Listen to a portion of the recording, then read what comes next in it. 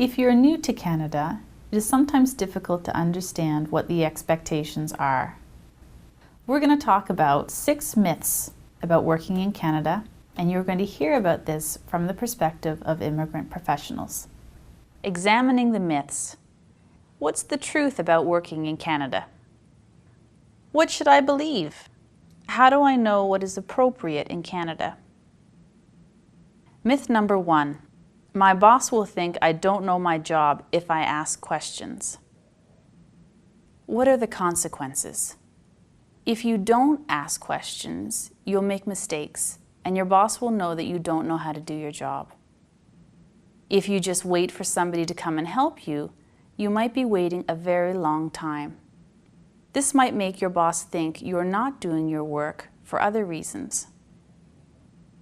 The boss might wrongly interpret the fact that you are making mistakes as you being incompetent or that you can't speak English well enough to do your job. If I don't ask a question, it's different. It's weird. I'm gonna be asked why you're not asking a question. It's the opposite in this way. In Venezuela, I did my best not to ask questions because most of the time you're seeing like you don't know what you're doing. Now I try to search about my task or my role or the project that I'm doing before. So the type of questions that I'm asking at another level. It's like silly questions are not seen really well. But the type of questions that lead to a big solution or thinking out of the box, they are really welcome. Actions. What should I do? Asking well thought out questions is seen as taking initiative, working independently, taking responsibility to do the job well, and thinking through a process and thinking of solutions for any issues that arise. Myth number 2. I should wait to be told what to do. Consequences. People might not notice that you have nothing to do, leaving you to feel uncomfortable. You might be seen as needing hand-holding or being babysat. People might judge you as not being interested in the job. You'll not be demonstrating that you can make decisions and take charge of a situation. Action. What should I do?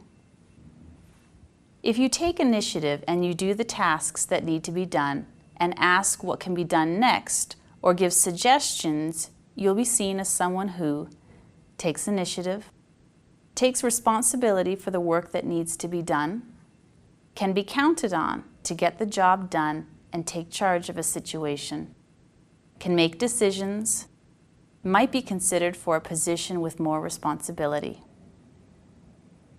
Myth number 3. It is never a good idea to disagree with my supervisor or co-workers. Consequences. An action might be taken that isn't the best. Your boss might not have all the facts, and when they find out that you did, they may be a little disappointed that you didn't speak up. You lose your chance to demonstrate your knowledge and decision-making skills.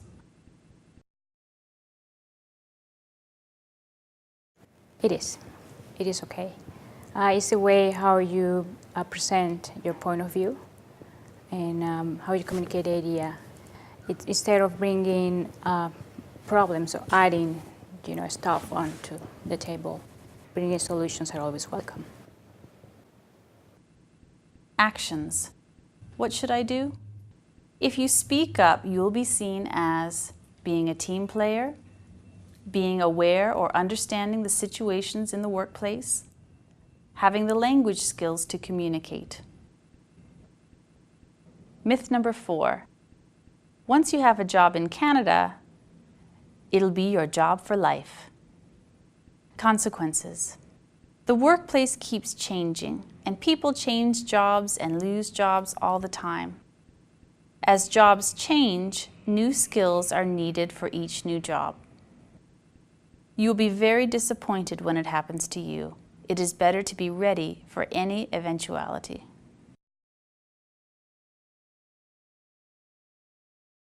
One of my colleagues mentioned that to me. If you don't encourage your employee to move within the company, maybe they will find opportunities out of the company. Actions. Opportunities multiply as they are seized. Network. Volunteer with the company. If you are visible, opportunities arise. Keep your skills up to date and always look for new learning opportunities. Myth number 5. Nobody will notice if I'm a little late for work or if I take a long lunch break. Consequences. Being on time is very important in Canada.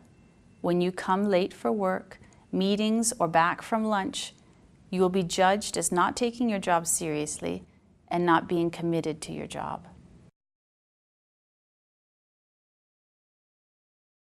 I have a friend.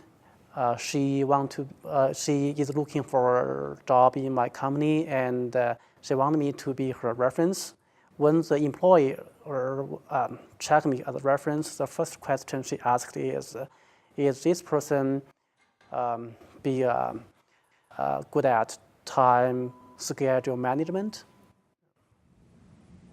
Appropriate actions. If you come to work on time, it will demonstrate to your employer that you are dependable, reliable, good at time management.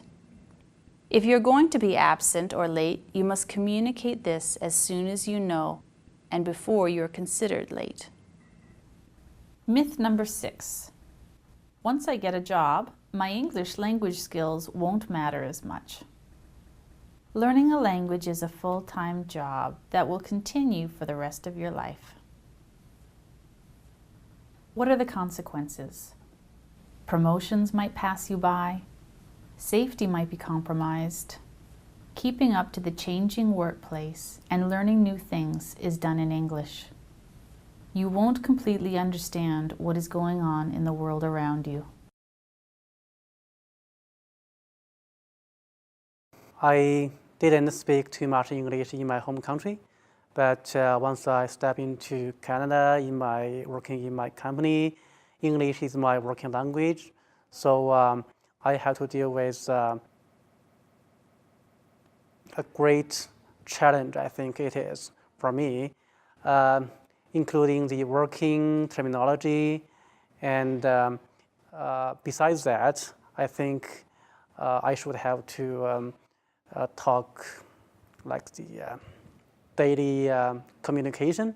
For example, if one of my colleagues want to chat with me and make a joke on me, at first I said I work in my company. I couldn't understand what that is. And I think the language is the biggest challenge for me. Actions. What do I need to do? Engage in conversation with everyone you can. Ask people to correct your pronunciation. Read, read, read. The more you read, the more you will develop your vocabulary. Listen to the radio and podcasts. Watch movies and paraphrase what you hear.